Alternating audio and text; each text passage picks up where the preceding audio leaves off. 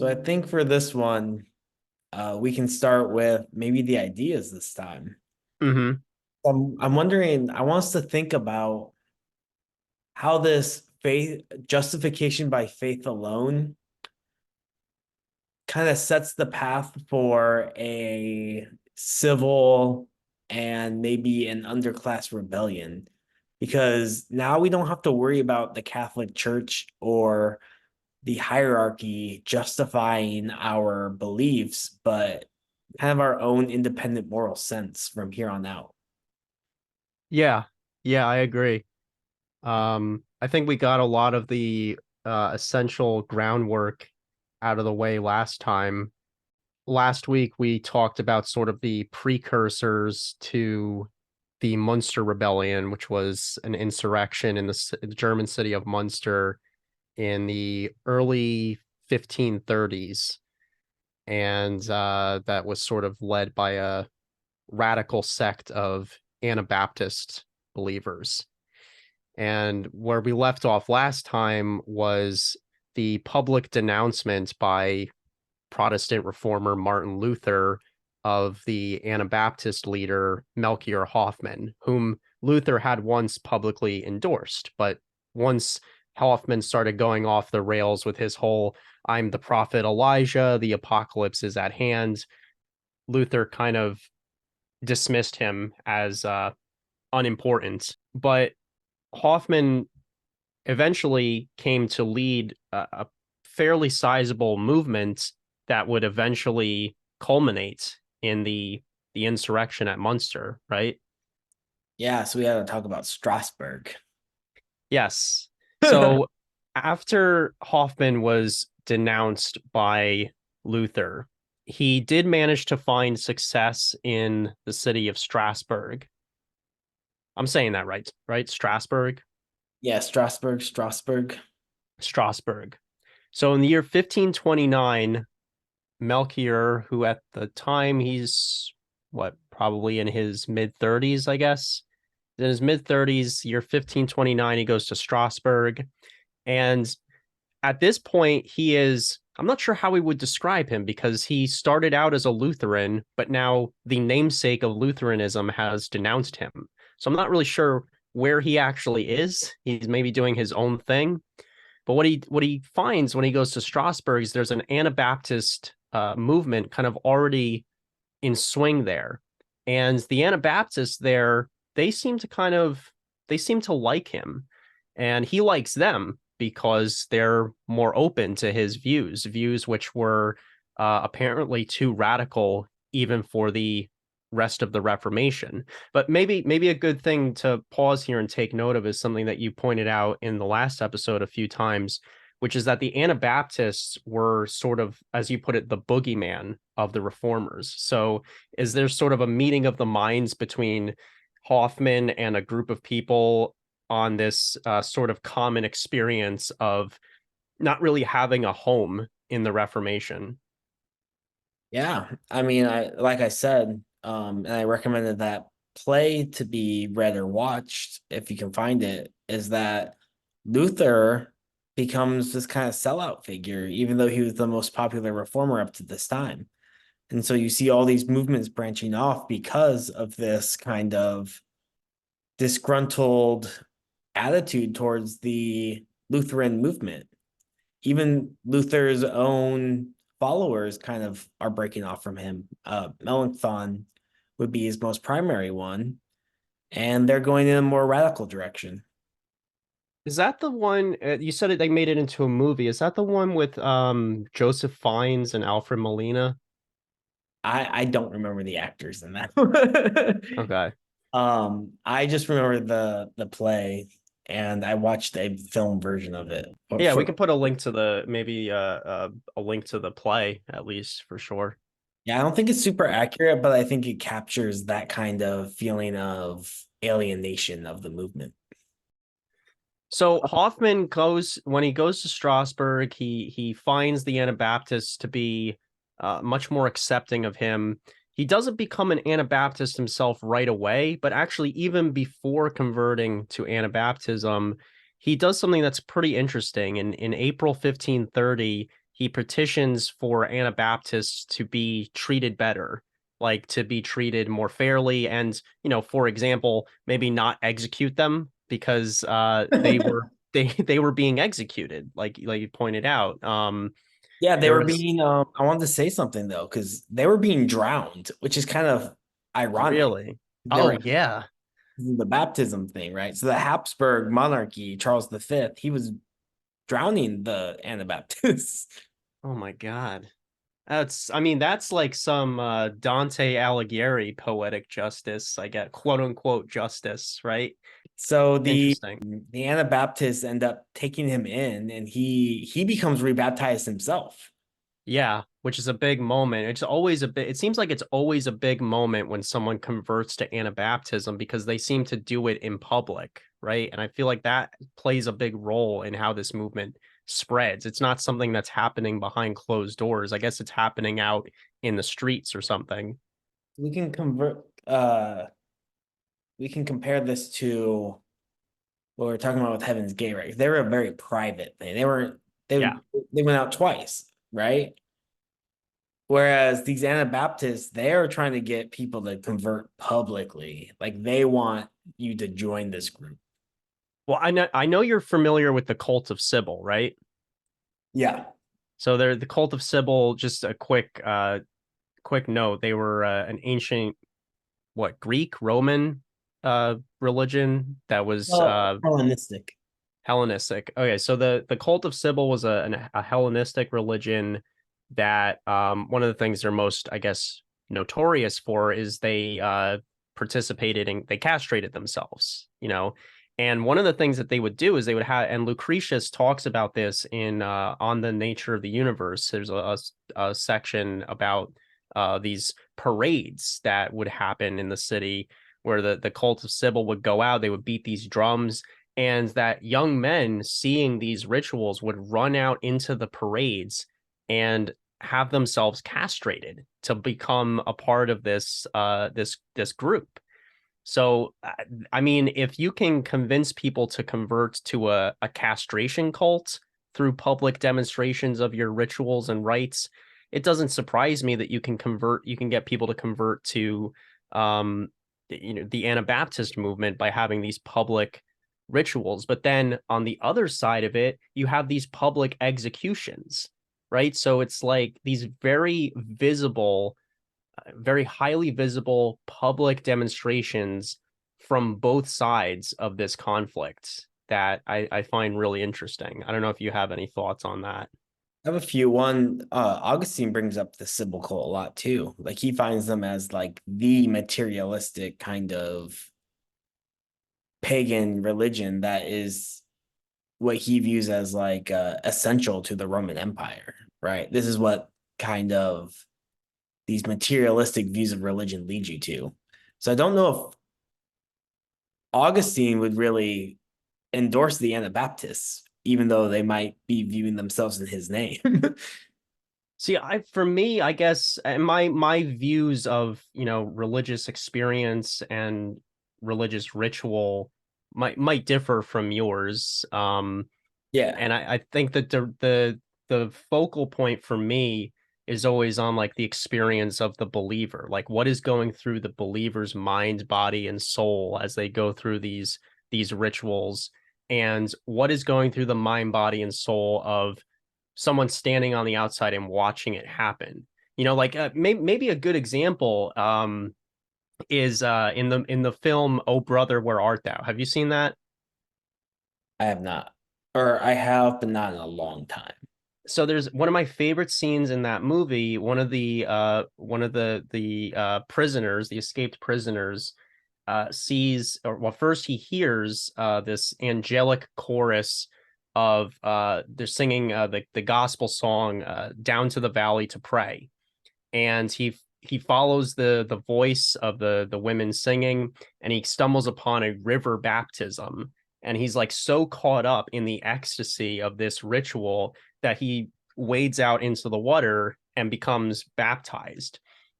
And I would imagine that something similar must have been going on with the Anabaptist movement in its early days, where you have these, as Hoffman becomes more and more successful, like there's one moment where I think he goes to I forget what city he is, but he goes to a city in North Germany and baptizes 300 people.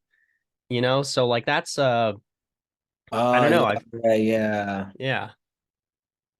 Yeah, Yeah, that is it's I'm not sure where that was either, but I know what you're saying, like this kind of public display. Well, this goes back to Rappaport, right? Because it's right. like this public display is the truth maker for your society.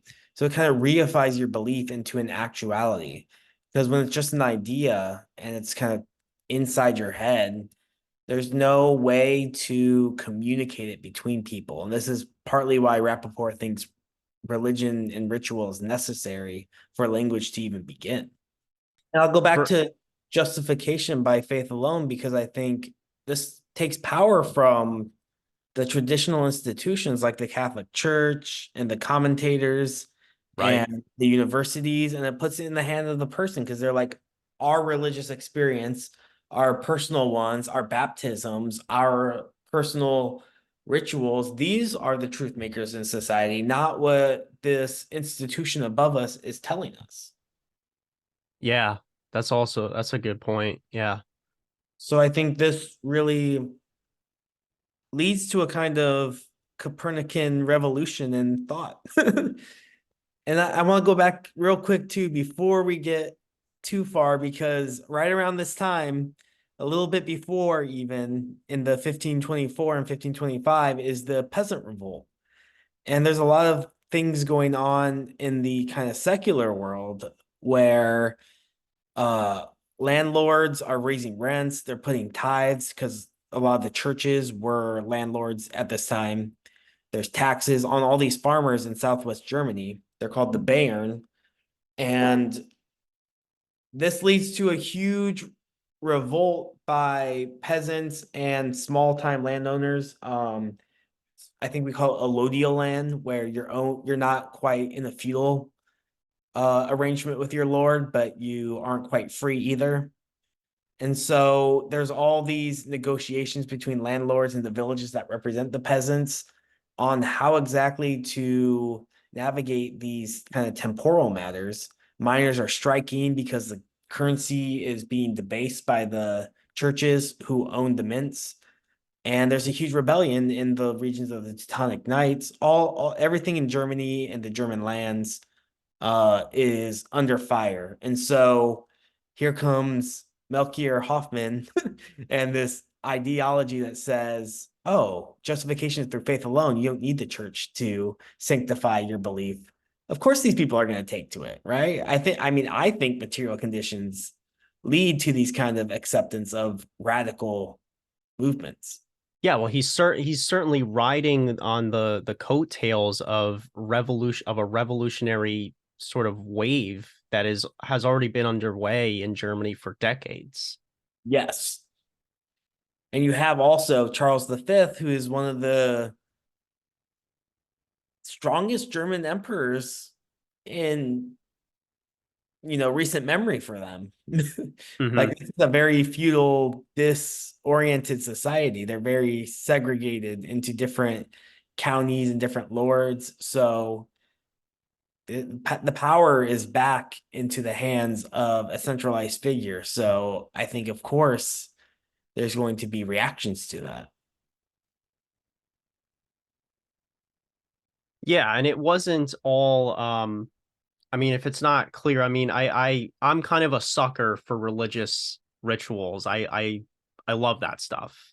And I get excited when I, read and or hear about people who really, especially people that go on to lead religious movements for whom their own spiritual journey begins with some sort of, experience. Like Hoffman, um, Hoffman is one who it began with his, initial conversion to Lutheranism, but then he kind of went the other direction. But it wasn't all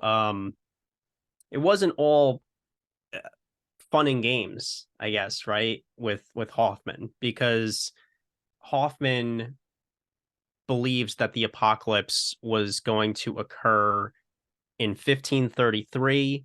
He did some sort of calculation, as you do with the Bible, and he came up with this number 1533. That's when the apocalypse is going to happen. And Strasbourg, coincidentally, the city that he happens to find himself in, will be the New Jerusalem. Right. Do you want to do a quick kind of refresher on what the New Jerusalem means, like why that was significant for him? Well, it's in the book of Revelations that during the end times, the Jerusalem would be founded again, and this kind of ushers in the new millennium. I don't know if the Revelation says millennium specifically, but it's like a new world order, which is where that phrase comes from. And so there's like this period of time where basically the saints or the elect of God are ruling the earth again. Everyone's got their bodies back. All the humans are reinstated to their original positions, and there's a new world order for until the final kind of real judgment that we get at the end of Revelations. And that's how they interpret it. And he's not the last to predict an apocalypse within the Anabaptist movement in Germany at this time, nor is he the last to predict a specific German city as the site of this New Jerusalem. Well, that brings us to Um, Munster, right? right, exactly. So, I mean, to kind of skip over some, I mean, Hoffman is an extremely, extremely interesting character, and we'll put some links in the description to resources that people can look into. Um, but he continues to experience pushback. He gets he finds success in Strasbourg with the Anabaptists there, and finds success in certain parts of Germany, but he's also like kicked out of like other places too. So he goes through that whole thing of kind of traveling from place to place. He builds this following that I don't know that they called themselves this at the time, but scholars now refer to them as the Melchiorites. So they're followers of Melchior Hoffman. In 1533, the year that the apocalypse is supposed to happen, Melchior Hoffman is arrested. But he's not dismayed by this for a couple of reasons. For one thing, he seems to think that it is actually helping his prophecies to become fulfilled. And the other thing too, as you pointed out last time, is he was a pretty dedicated pacifist. So when he got arrested, he basically was like, "Thank God, it's finally getting underway. My prophecies are coming true." And he kind of commits himself to just sit and wait patiently in prison for the ends to arrive. The ends did arrive, at least for Hoffman, in 1543. He died. He got sick, and after spending 10 years in prison, he just died there. Yeah, and the original prophecy was that he'd spend 6 months in prison. So he was wrong. Yeah, I was a little off on that. So with Melchior Hoffman in prison, this creates sort of a power vacuum within the Anabaptist movement. And this is where a guy named Jan Matthias steps in. Jan Matthias, we introduced briefly in the last episode. He was a former baker who converted to Anabaptism. He agreed with Hoffman on a lot of points, except for, first of all, his apocalypse predictions. Matthias thought that Hoffman got both the year of the apocalypse wrong and the location of the New Jerusalem. So Matthias, who was in Munster, I guess at the time, believed that Munster would be the New Jerusalem and that he and his followers would bring about the apocalypse there. The other important distinction between Matthias and Hoffman was Matthias rejected completely Hoffman's pacifism. Matthias was much more emphatic on this idea that no, Christians should be slaying the unbelievers and bringing about the apocalyptics like proactively. Yeah, we also have a little cameo from the Heaven's Gate because Jan Matthias thought that he was one of the two witnesses from Revelations 2. Yeah, this is a recurring theme, and again, it goes to show how like because Revelation is so cryptic and so widely open to interpretation, you can pretty much read whatever you want into it. And who's to stop you? You know? No specifics. Yeah, So yeah, and this is almost the problem with this justification by faith alone, or maybe this kind of individual interpretation of scripture is like, how do we sort out who's wrong? exactly. There's no mechanism to prove that whoever steps up and says, "Well, I'm the true interpreter of this," is right. There's no institution that like you have to almost accept these people once you accept that justification is through faith alone. Well, that's sort of the problem is a lot of times like interpretations of scripture are presented as facts, and other interpretations of scripture are delegitimized by describing them as merely interpretive. But I fail to see what actually distinguishes one person's interpretation of the Bible as legitimate and another's as fringe and crazy and insane. And how could you possibly think that? You know what I mean? I think the only thing that separates them is the institutions, right? Whether Yeah, whether they're accepted broadly or not. exactly. Yeah, yeah. How popular do you end up becoming? Because like, I mean, yeah, I don't even want to go into some of the rabbit holes I've been going down with that lately because we'll just get way too off track. But Well, I think it's important though because I think here we're pretty open to religious ideas. Like I don't think I mean, I'm personally not religious per se, but I'm not opposed to any particular reading of it or thinking that it's like crazy and has no relation to the world in any way. But I also mhm. don't want to accept any Joe Taylor who comes along and says that he is the second coming of King David. Yeah. But this is one of the things that I think is maybe it's a little bit controversial. But I actually think that the emergence of these kind of self-proclaimed prophets is a function, it's a feature of Christianity. It's not a bug. It's baked into the belief system. I Like, say Judaism too, because they have the whole Messiah thing.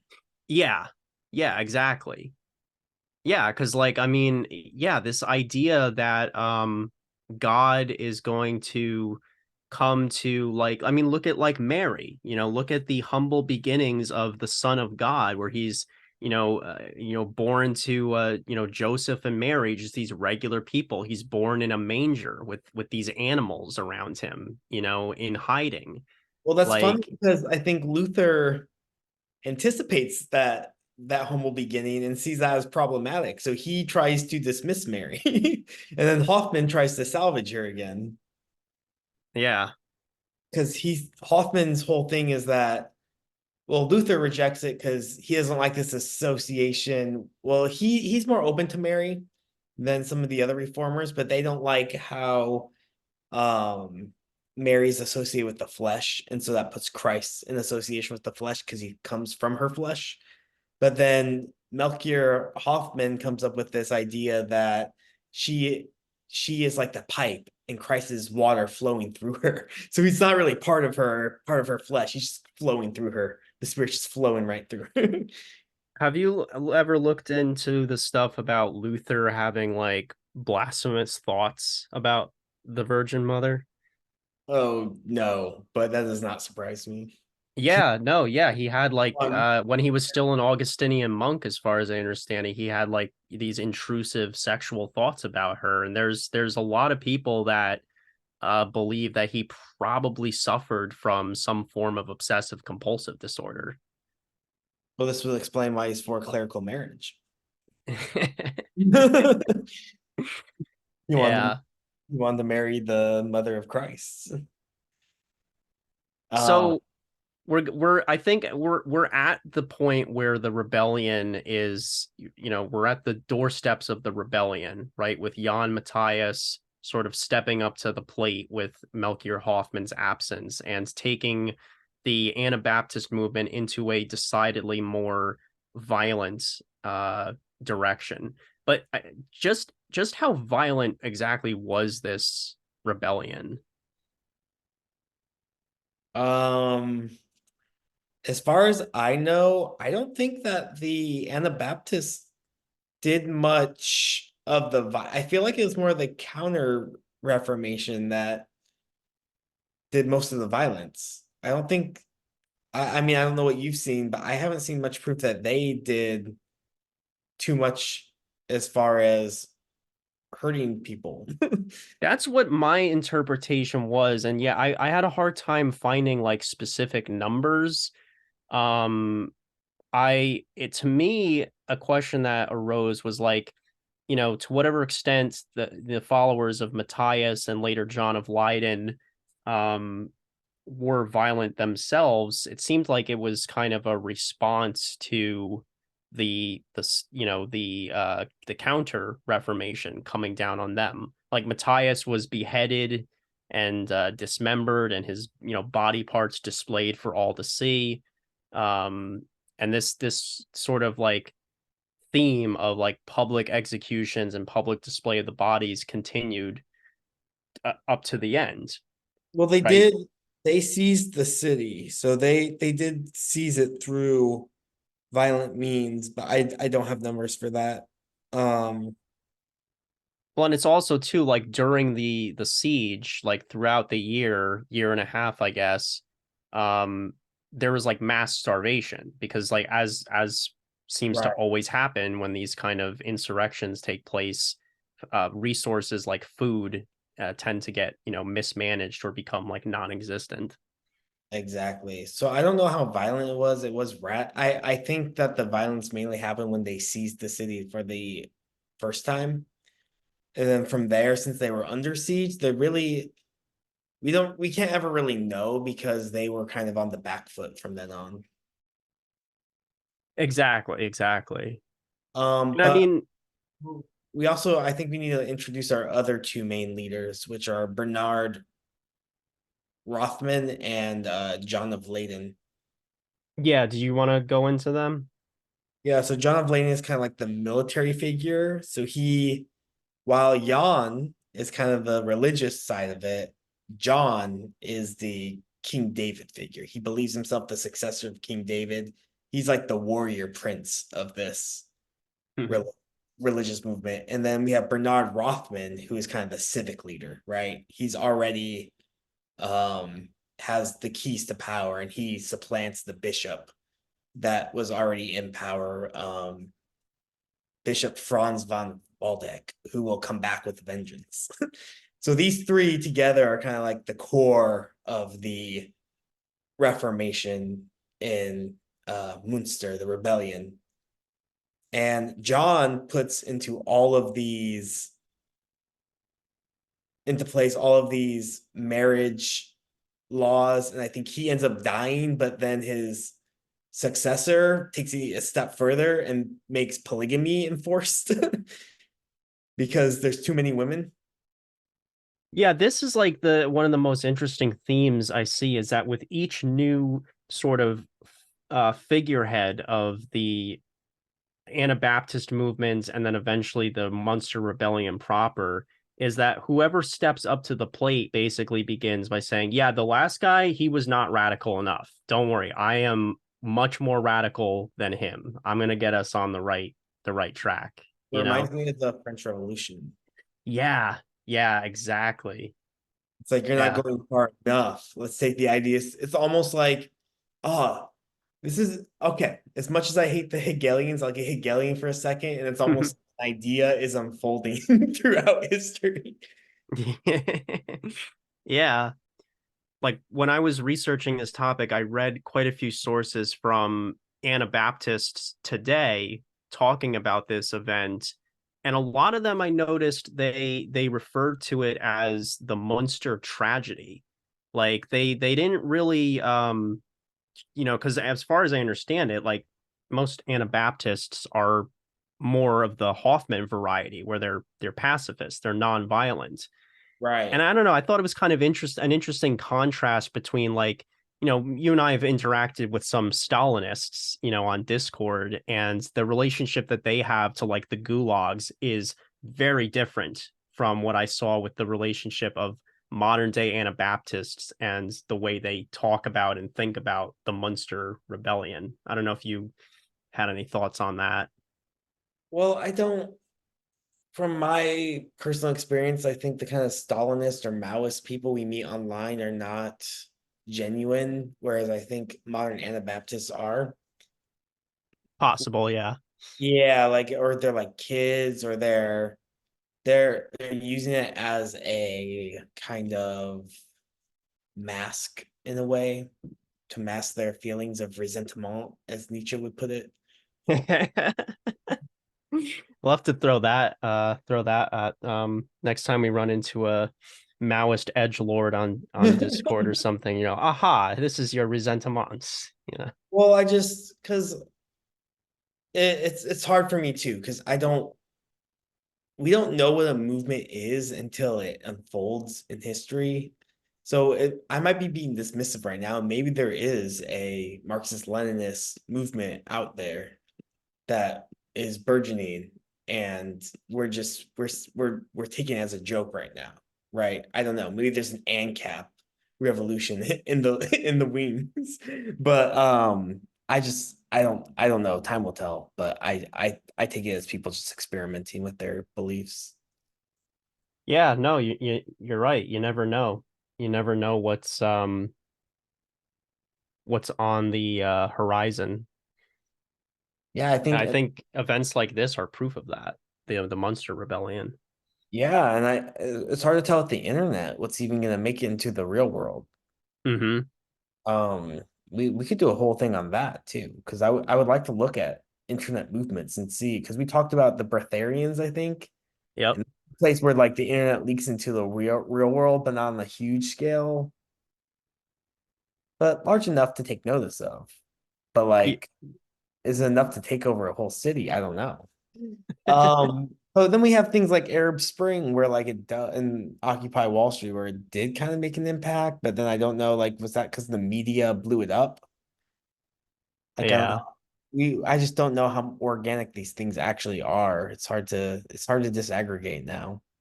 Well, Like, on that note, I mean, do you want to talk more about some of like the material kind of conditions that underpins the Munster Rebellion? Like you had mentioned like the socioeconomic stuff and the Peasants' War and that sort of thing.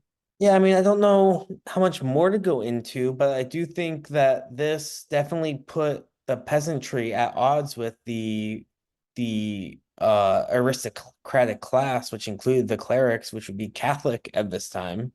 So I think that, they're going to view moderates like Luther and anyone to the right of him as a danger or a threat to their livelihoods, not only their religious beliefs. So, of course, I think when you can kind of harness all of these disparate anxieties in a society, maybe you can bring across more radical movements too.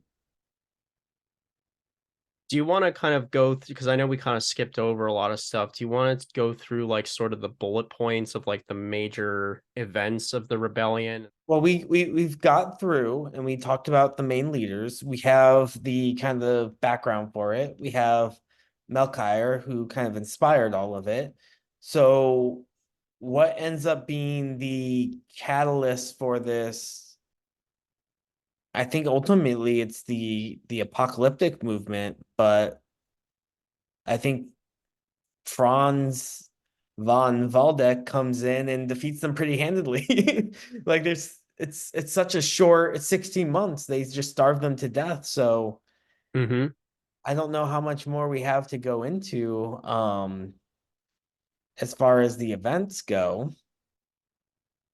Yeah, no, I agree. And I mean like the outcome of this rebellion is in a way still on display with those iron cages, dangling from the tower in Munster. Yeah. And I think you know, there's a quote from uh Jan Matthias about Luther that he was well educated and Jan was spoke to the common man. Hmm. So we have that dichotomy too in play. So really, I think we've pretty much gone through the ideological and material kind of views of what led to this rebellion. So I think all that's left to do is to think ultimately, well, what was it that brought us here? And what are the implications that we can take from it? Yeah, well, one question that I think was sort of at the forefront of my mind, especially at the beginning, was why did this movement turn violent in the first place? And I think the more I looked into it, the more I've kind of concluded that I don't think it had very much to do with Anabaptism itself. I think it had much more to do with the charisma of the individual leaders like Jan Matthias and John of Leyden. I think it had a lot to do with the high stakes beliefs, like, the apocalypse is coming quickly, and their claims of spiritual power beyond what ordinary people have access to, like literally being prophets from the Bible, being the second coming of biblical figures, having a direct line of communication with the creator. If someone accepts those basic premises, you can justify doing all kinds of stuff. And I brought that point up a couple weeks ago when we talked about Heaven's Gate. People ask, like, how did these people, they must have been brainwashed, right? And it's like, well, first of all, I have no idea what the fuck that means. Nobody seems to be able to give me an explanation of what that means or evidence that it's actually a phenomenon.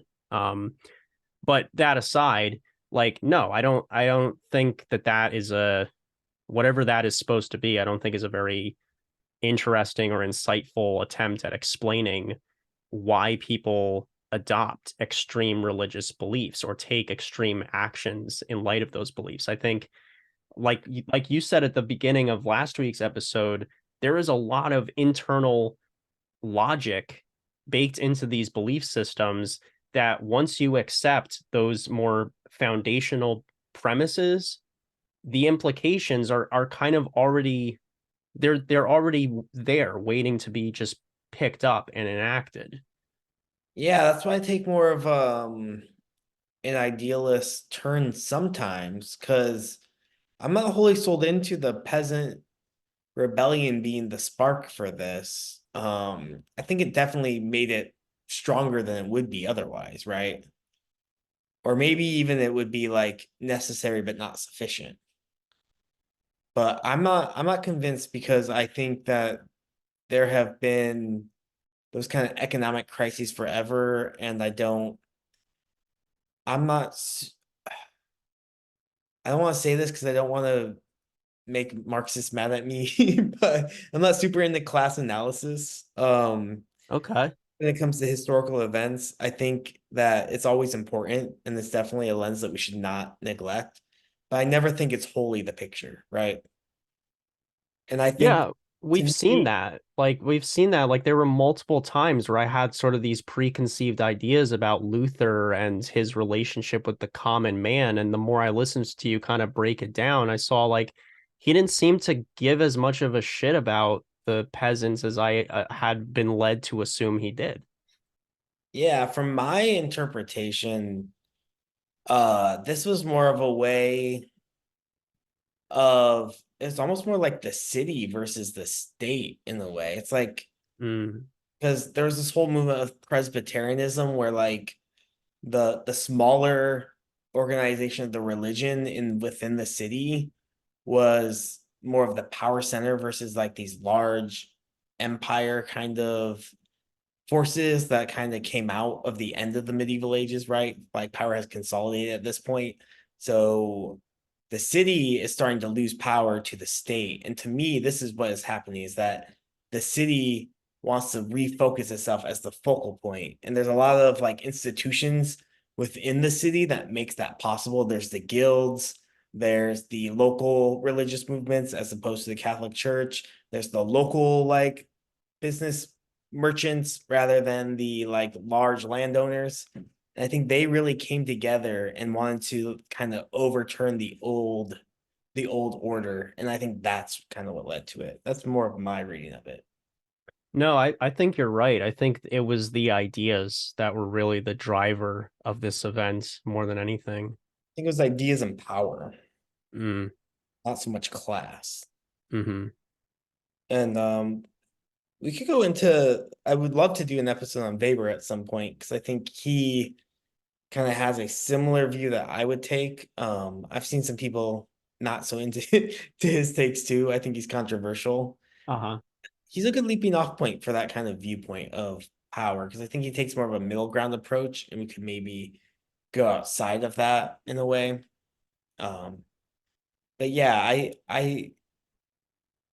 I would view it as an ideological and a power struggle more so than a class or necessarily even religious struggle. Well, how has studying the Munster Rebellion kind of figured into your, broader project of research into the into this period of history, like medieval history, and is something that, and the Reformation specifically, I know is an area that you're extremely knowledgeable about. It's something that you spend a lot of time studying. Like, how does this kind of figure into sort of the narrative you're seeing in that period of history? Well, I'm still a novice in the Reformation, but I'm trying to get better. But to me, it is kind of the emergence of the individual at this point because I think a lot of the medieval ages is characterized by a kind of collectivist society, as some people would say. I call it like communitarian more so. Collectivist has negative connotations that I don't like, but the I think Munster and Luther especially is kind of the individualist side of Christianity really coming into the secular world and those two meeting. And it's kind of shaping the secular and reinventing it in terms of what we call individualism. Yeah, no, definitely. I feel like for me, I was really fascinated by just the origin story of Anabaptism and the spread of this belief system, particularly through the use of these public demonstrations, these public conversions. Um, and yeah, and just this idea, I mean, just the backbone of the Anabaptist movement, this idea that, faith is something that should be something taken seriously. And how seriously can an infant possibly take its own salvation when it's a baby? And I'm Right. saying this as someone who was raised Catholic and was baptized, as a Catholic. I was baptized as a baby, you know, I don't remember it, but, you know, Well, yeah, if it's about your internal mindset and your internal relation to God, what baby has that? I just, I don't even think that Jesus Christ himself had it as a baby. It took him 12 years to realize he was the Son of God. well, yeah, I mean, we can definitely read the Bible that way, right? Yeah. Yeah, he was 12, right? When he went into the temple and schooled the elders. Right. So I don't, that's my reading. I'm no, if I would, oh God, no, I'm not gonna weigh in on the religious parts. Um, ultimately, I think that it's interesting. I'm not as far as the political implications, I'm more on the side of the Catholics. But if we're going to talk about individualism, then the Protestants win on that ground. So it's really pick your poison Mm. to me. I mean, this has been a really fun last couple of talks. I mean, I've really enjoyed this topic. Oh yeah, I think we're kind of bringing this stuff together, and it's fun to see it synthesized in a kind of organic way because we don't really plan this stuff out too much. No, we sort of one of us kind of suggests a topic and then we spend a few days researching it, and then yeah, we just kind of see where it goes from there. And Yep. that's been good. We write some notes and that's about it. Yeah, and I mean when I go back, I always end up learning like all over again when I go back and actually like listen to the episode for the first time. Like, yeah, it's cool. Yeah, it's been it's fun. I don't know what direction we're gonna go in next week, but I have no clue. We can talk about that once we end the recording. all right. Well, I think we're gonna end things there. Uh thanks everybody for listening. Thank you.